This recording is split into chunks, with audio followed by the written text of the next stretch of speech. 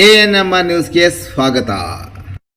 ಭಾವನಾ ಆಸ್ಪತ್ರೆ ನಗರಸಭೆ ಹಿಂಭಾಗ ಎನ್ಆರ್ ಬಡಾವಣೆ ಚಿಂತಾಮಣಿಯಲ್ಲಿ ಸಂಪೂರ್ಣ ಡೆಲಿವರಿ ಹಾಗೂ ನವಜಾತ ಶಿಶು ಆರೈಕೆ ಎನ್ಐಸಿಯು ಸೌಲಭ್ಯ ಸಮೇತ ಒಂದೇ ಸ್ಥಳದಲ್ಲಿ ಸಂಪೂರ್ಣ ಚಿಕಿತ್ಸಾ ಸೌಲಭ್ಯ ನೀಡುವ ಏಕೈಕ ಆಸ್ಪತ್ರೆ ಭಾವನಾ ಆಸ್ಪತ್ರೆಯಾಗಿದ್ದು, ಆಧುನಿಕ ಮೂಲ ಸೌಕರ್ಯ ಮತ್ತು ನವೀನ ಸೌಲಭ್ಯಗಳು, ಎಲ್ಲ ರೀತಿಯ ಇನ್ಶೂರೆನ್ಸ್ ಸೌಲಭ್ಯಗಳು, ಕ್ಯಾಶ್ಲೆಸ್ ಇನ್ಶೂರೆನ್ಸ್ ಸಹಿತ ಸೌಲಭ್ಯಗಳು ಸಿಗಲಿದೆ.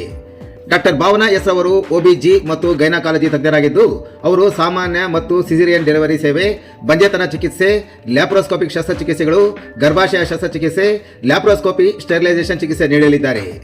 ಇನ್ನು ಡಾಕ್ಟರ್ ಅಭಿನಯ್ ಆರ್ ಅವರು ಮಕ್ಕಳ ತಜ್ಞರಾಗಿದ್ದು, ಅವರು ಮಕ್ಕಳ ಆರೋಗ್ಯ ಸೇವೆಗಳು, ಲಸಿಕೆಗಳು, ಮಕ್ಕಳ ಐಪಿಡಿ, ಎನ್ಐಸಿಯು ಮತ್ತು ಐಸಿಯು ಸೇವೆ ನೀಡಲಿದ್ದಾರೆ.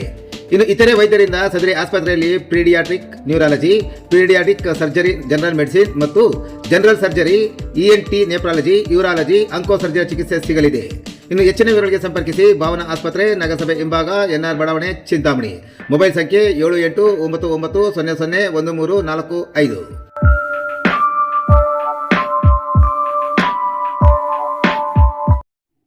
ಡೆಲ್ಟ್ ಯೋಜನೆಯಡಿ ಬೆಂಗಳೂರು ಜೋಡಿ ರಸ್ತೆಯ ಫುಟ್ಪಾತ್ ಕಾಮಗಾರಿ ಚುರುಕು. ಚಿಂತಾಮಣಿ ನಗರದ ಬೆಂಗಳೂರು ಜೋಡಿ ರಸ್ತೆಯ ಕನಂಪಲ್ಲಿ ಓಟ್ಕೆರೆಯಿಂದ ಎಂಜಿ ರಸ್ತೆಯ ಪಿಸಿಆರ್ ಕಾಂಪ್ಲೆಕ್ಸ್ವರೆಗೂ ಅಂದಾಜು 8,37,00,000 ರೂಪಾಯಿ ವೆಚ್ಚದಲ್ಲಿ ಫುಟ್ಪಾತ್ ಅಭಿವೃದ್ಧಿ ಕಾಮಗಾರಿಗೆ ಕಳೆದ ವರ್ಷ ಜುಲೈ ತಿಂಗಳಲ್ಲಿ ಚಾಲನೆ ನೀಡಿದ್ದು, ಕಾಮಗಾರಿಗೆ ಕೆಲ ಕಟ್ಟಡಗಳ ಅಡೆತಡೆಯಿಂದ ನೆನೆಗುದ್ದಿಗೆ ಬಿದ್ದಿದ್ದ ಕಾಮಗಾರಿಗೆ ಅಡೆತಡೆಗಳನ್ನು ನಿವಾರಣೆಯಾದ ಹಿನ್ನೆಲೆಯಲ್ಲಿ ಇದೀಗ ಕಾಮಗಾರಿ ಚುರುಕುಗೊಂಡಿದೆ. ಸುಸಜ್ಜಿತ ಪಾದಚಾರಿ ರಸ್ತೆಗಳ ಜೊತೆಗೆ ಸೈಕಲ್ ಟ್ರ್ಯಾಕ್ ನಿರ್ಮಾಣ, ಆಕರ್ಷಕ ವಿದ್ಯುತ್ ದೀಪಗಳು ಮತ್ತು ರಸ್ತೆ ವಿಭಜಕಗಳಲ್ಲಿ ಆಧುನಿಕ ಲೈಟಿಂಗ್ ವ್ಯವಸ್ಥೆ, ಚರಂಡಿ ವ್ಯವಸ್ಥೆ ಇಲ್ಲದ ಕಡೆ ಹೊಸದಾಗಿ ಚರಂಡಿ ನಿರ್ಮಿಸಿ ನಂತರ ಅದರ ಮೇಲೆ ಸ್ಲ್ಯಾಬ್ಗಳನ್ನು ಅಳವಡಿಸಿ ಪಾದಚಾರಿ ರಸ್ತೆ ಮಾಡುವ ಕಾಮಗಾರಿಗೆ ಚಾಲನೆ ದೊರಕಿಸಿಕೊಡಲಾಗಿತ್ತು. ಆದರೆ ಕಾಮಗಾರಿಗೆ ರಸ್ತೆಯ ಪಕ್ಕದಲ್ಲಿ ಒತ್ತುವರಿ ಕಟ್ಟಡಗಳು ಮತ್ತು ಕಾಂಪೌಂಡ್ಗಳು ನಿರ್ಮಾಣ ಮಾಡಿರುವುದನ್ನು ತೆರವು ಮಾಡುವುದರ ಜೊತೆಗೆ ರಸ್ತೆಯ ಪಕ್ಕದಲ್ಲಿ ಇದ್ದ ವಿದ್ಯುತ್ ಕಂಬಗಳ ಸ್ಥಳಾಂತರ ಮಾಡುವ ಕಾಮಗಾರಿ ಕೈಗೆತ್ತಿಕೊಂಡ ಹಿನ್ನೆಲೆಯಲ್ಲಿ ಫುಟ್ಪಾತ್ ಕಾಮಗಾರಿಯ ವೇಗ ಸಂಪೂರ್ಣವಾಗಿ ನೆನೆಗುದ್ದಿಗೆ ಬಿದ್ದಿತ್ತು. ಸಚಿವ ಡಾಕ್ಟರ್ ಎಂಸಿ ಸುಧಾಕರ್, ನಗರಸಭೆಯ ಅಧಿಕಾರಿಗಳು ಮತ್ತು ಚುನಾಯಿತ ಪ್ರತಿನಿಧಿಗಳು ಕಾಮಗಾರಿಗೆ ಇದ್ದ ಅಡೆತಡೆಗಳ ಎಲ್ಲವನ್ನು ನಿವಾರಣೆ ಮಾಡಿದ ನಂತರ ಇದೀಗ ಓಟಿಕೆರೆಯ ಬಳಿಯಿಂದ ಕಾಮಗಾರಿಗೆ ಚಾಲನೆ ನೀಡಿದ್ದು, ಕಳೆದ 3 ದಿನಗಳಿಂದ ಕಾಮಗಾರಿ ಚುರುಕುಗೊಂಡಿದೆ. ಇನ್ನು ಕಾಮಗಾರಿ ಸ್ಥಳಕ್ಕೆ ಇಂದು ಭೇಟಿ ನೀಡಿದ್ದ ಪೌರಾಯುಕ್ತ ಜಿಎನ್ ಚಲಪತಿರವರು ಭೇಟಿ ಮಾಡಿದ ವರದಿಗಾರರೊಂದಿಗೆ ಮಾತನಾಡಿ, ಕಾಮಗಾರಿ ಆಮೆಗತಿಯಲ್ಲಿ ಸಾಗುತ್ತಿರುವ ಬಗ್ಗೆ ಸಾರ್ವಜನಿಕರು ದೂರಿದ್ದರು. ಆದರೆ ಕಾಮಗಾರಿಗೆ ಇದ್ದ ಕೆಲ ಅಡೆತಡೆಗಳನ್ನು ನಿವಾರಣೆ ಮಾಡಿ ಕಾಮಗಾರಿಗೆ ಚುರುಕು ಮಾಡಿಸಿರುವುದಾಗಿ ಹೇಳಿದರು.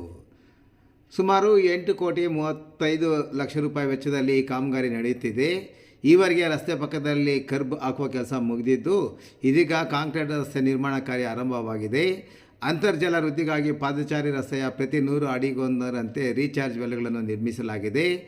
ನಗರದ ಸೌಂದರೀಕರಣ ಮತ್ತು ಸಂಚಾರ ದೃಷ್ಟಿಯಲ್ಲಿ ಓಟಿಕೆರೆಯಿಂದ ಪಿಸಿಆರ್ ಕಾಂಪ್ಲೆಕ್ಸ್ವರೆಗೂ ಸುಸಜ್ಜಿತ ಪಾದಚಾರಿ ರಸ್ತೆ ನಿರ್ಮಾಣವಾಗುತ್ತಿದೆ ಎಂದರು. ಇನ್ನು ಹಳೆಯ ದೀಪಗಳನ್ನು ತೆಗೆದು ಹೊಸ ಮಾದರಿಯ ಅಲಂಕಾರಿಕ ವಿದ್ಯುತ್ ದೀಪಗಳನ್ನು ಅಳವಡಿಸಲಾಗುತ್ತಿದೆ. ರಸ್ತೆಯ 2 ಬದಿಗಳಲ್ಲಿ ಸಣ್ಣ ದೀಪಗಳ ವ್ಯವಸ್ಥೆ ಮಾಡಲಾಗುತ್ತಿದ್ದು, ರಾತ್ರಿ ವೇಳೆ ಸುಗಮ ಸಂಚಾರಕ್ಕೆ ಅನುವು ಮಾಡಿಕೊಡಲಾಗುವುದು. ರಸ್ತೆಯ ಮಧ್ಯಭಾಗದಲ್ಲಿ ಆಕರ್ಷಕ ಗಿಡಗಳನ್ನು ನೆಡುವ ಮೂಲಕ ನಗರದ ಸೌಂದರ್ಯ ಹೆಚ್ಚಿಸಲು ಕ್ರಮ ಕೈಗೊಳ್ಳಲಾಗಿದೆ ಎಂದರು. ವಿದ್ಯುತ್ ಕಂಬಗಳ ಸ್ಥಳಾಂತರ ಮತ್ತು ವಿದ್ಯುತ್ ಕಂಬಗಳನ್ನು ಶಿಫ್ಟ್ ಮಾಡಲು ಸುಮಾರು 50 ಲಕ್ಷ ರೂಪಾಯಿ ವೆಚ್ಚವಾಗಿದ್ದು, ಇದರಿಂದ ಕಾಮಗಾರಿ ಸ್ವಲ್ಪ ವಿಳಂಬವಾಗಿತ್ತು ಎಂದ ಪೌರಾಯುಕ್ತರು, ವರ್ತಕರಿಗೆ ಮತ್ತು ಸಾರ್ವಜನಿಕರಿಗೆ ತೊಂದರೆಯಾಗದಂತೆ ಜನದಟ್ಟಣೆ ಇರುವ ಪ್ರದೇಶಗಳಲ್ಲಿ ರಾತ್ರಿ ವೇಳೆ ಕೆಲಸ ಮಾಡಲು ನಿರ್ಧರಿಸಲಾಗಿದೆ ಎಂದರು. ನಗರದ ಅಭಿವೃದ್ಧಿ ಮತ್ತು ಸುಂದರ ರಸ್ತೆಗಳ ನಿರ್ಮಾಣಕ್ಕಾಗಿ ಸಾರ್ವಜನಿಕರು ಮತ್ತು ವ್ಯಾಪಾರಸ್ಥರು ಸಹಕರಿಸಬೇಕೆಂದು ಮನವಿ ಮಾಡಿದ ಪೌರಾಯುಕ್ತರು, ಮುಂದಿನ 2-3 ತಿಂಗಳೊಳಗೆ ಈ ಎಲ್ಲ ಕಾಮಗಾರಿಗಳು ಪೂರ್ಣಗೊಂಡು ನಗರಕ್ಕೆ ಹೊಸ ರೂಪ ಸಿಗಲಿದೆ ಎಂದು ವಿವರಿಸಿದರು. ಈ ಸಂದರ್ಭದಲ್ಲಿ ನಗರಸಭೆ ಇಂಜಿನಿಯರ್ಗಳಾದ ಎಡಬ್ಲ್ಯೂ ರಘುನಾಥ್, ಜೈ ಪ್ರಸಾದ್ ರೆಡ್ಡಿ, ಡೆಲ್ಟ್ ಇಂಜಿನಿಯರ್ ಮಹೇಶ್ ಸೇರಿದಂತೆ ಮತ್ತಿತರರು ಉಪಸ್ಥಿತರಿದ್ದರು.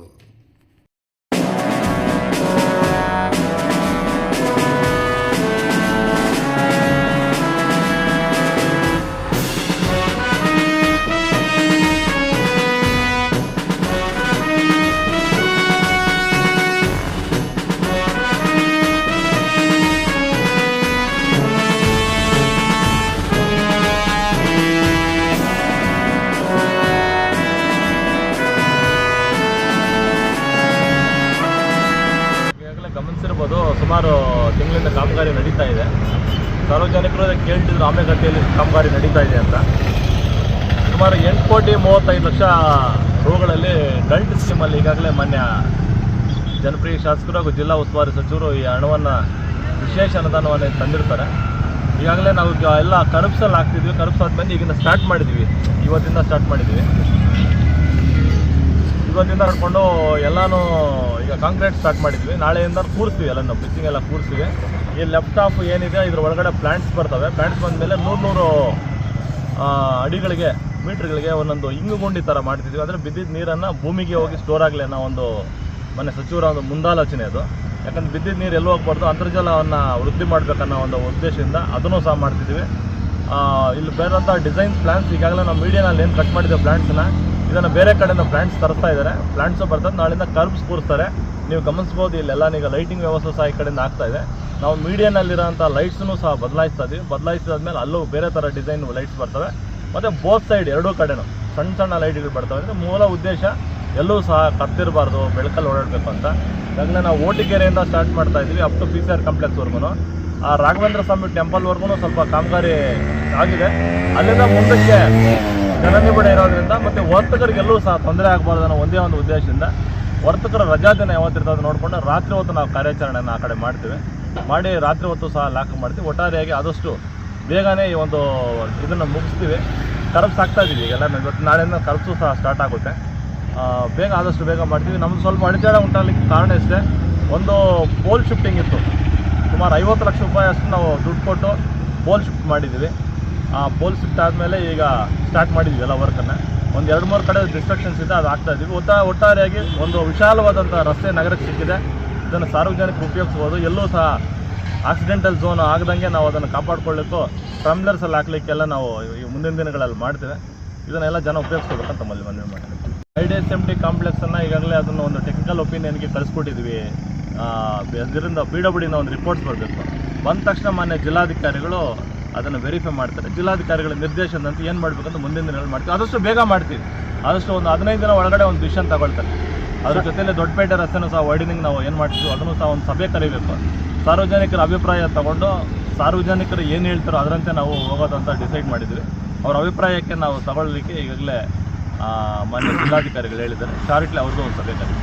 ಗಮನಿಸ್ತಾ ಇರ್ಬೋದು, ಎಲ್ಲ ಕಡೆ ಪೆಟ್ರೋಲಿಯಂ ಜೆಲ್ಲಿ ಸಿಗ್ತಾ ಇಲ್ಲ. ಪೆಟ್ರೋಲಿಯಂ ಜೆಲ್ಲಿ ಸಿಗ್ತಾ ಇರೋದ್ರಿಂದ ಈಗ ಕೆಲವೊಂದು ಕಡೆ ಸ್ಟೋರೇಜ್ ಕಡಿಮೆ ಆಗಿದೆ. ಈಗ ಸ್ಟೋರೇಜ್ ಮಾಡ್ಕೊಳ್ತಿದ್ದಾರೆ. ಒಟ್ಟಾರೆಯಾಗಿ ಮಾನ್ಯ ಸಚಿವರು ಏನು ನಿರ್ದೇಶನ ಕೊಟ್ಟಿದ್ದಾರೆ, ಡಾಂಬರ್ ಹಾಕೋವರೆಗೂ ಕನಿಷ್ಠ ನೀರಾದರೂ ಹಾಕ್ಸ್ಬೇಕಂತ ಹೇಳಿದ್ರೆ ಅವ್ರ ನಿರ್ದೇಶನದಂತೆ ಈಗಾಗಲೇ ನೀರು ಹಾಕ್ಸ್ತಾ ಇದ್ದೀವಿ. ನಾವು ನೀರು ಹಾಕ್ಸ್ತಾ ಇದ್ದೀವಿ. ಧೂಳು ಹೇಳ್ದಂಗೆ ಆಗ್ತದೆ. ಪ್ರಾಬಲಿ ಮಂಗಳವಾರ ಅಥವಾ ಬುಧವಾರ ಪ್ಲ್ಯಾಂಟ್ಸ್ಗೆಲ್ಲ ರೆಡಿ ಮಾಡ್ಕೊಂಡಿದ್ದಾರೆ. ವರ್ಕ್ ಜಿಲ್ಲೆ ಇದರಲ್ಲಿ ನಮ್ಮ ನಗರದಾದ್ಯಂತ ವರ್ಕ್ ಸ್ಟಾರ್ಟ್ ಆಗುತ್ತೆ.